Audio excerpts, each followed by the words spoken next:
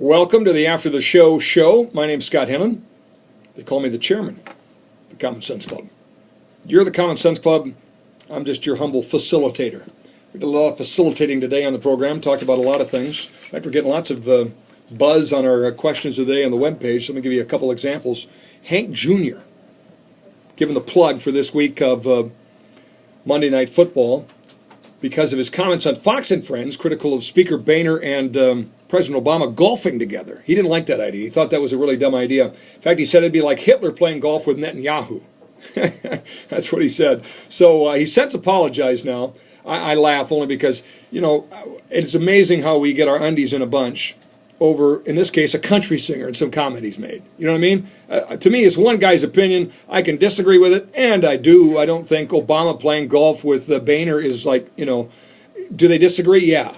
Can we maybe find some areas they do agree and have the Speaker of the House and the President of the United States golf together? Come on.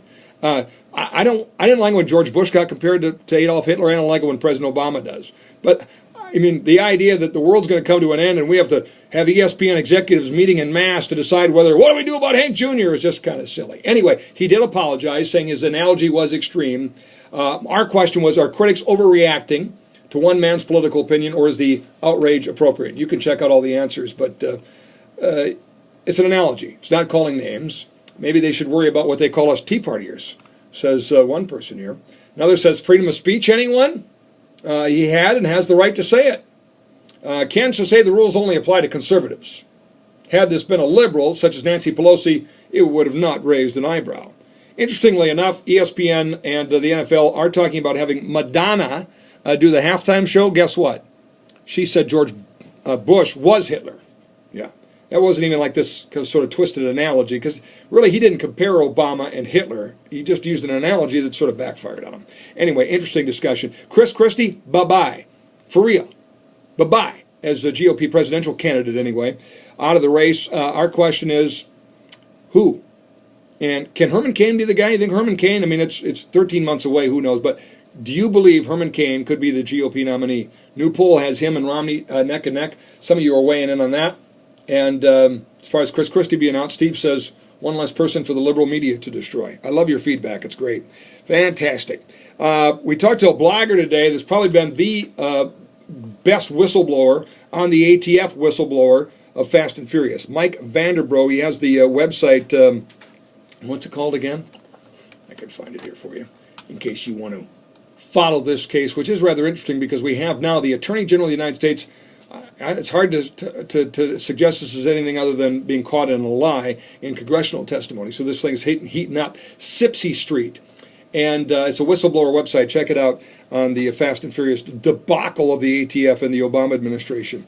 Ellen Radner checked in. We talked to her about her testimony yesterday before Congress with that Sudanese boy that she brought, blind Sudanese boy who testified, I guess, very eloquently, which you can find at talkradionews.com. Scott Rasmussen, the pollster, was on the program today talking about poll weariness.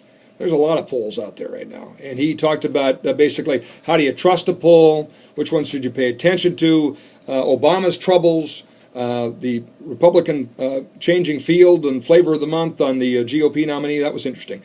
Best conversation of the day, though, was with Buck McKeon, congressman from California, chair of the House Armed Services Committee, benchmarking where the military was at when he came to Congress in '93 versus where it is today. In almost every measure, Army brigades, B-2s, size of the Navy, everything, we're at a far different place. He's worried because guess what? They're coming for more. President Obama and the military haters in Congress want to fix our entitlement mess on the backs of the military, and he's worried about it. We also spent some time talking about Occupy Wall Street, odd group.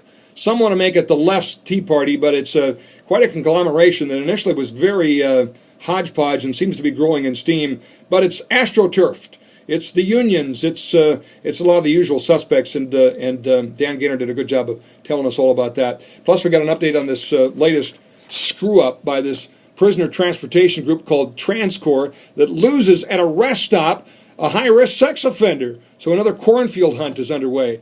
And Rick Majerus of the Cass County Sheriff's Department a little frustrated about all the manpower necessary for that. They're out in an 80-degree hot day in the middle of a cornfield looking for a sex offender. But they have spotted him. He was hiding in some barn, and now they're closing in on him. So update on that, too.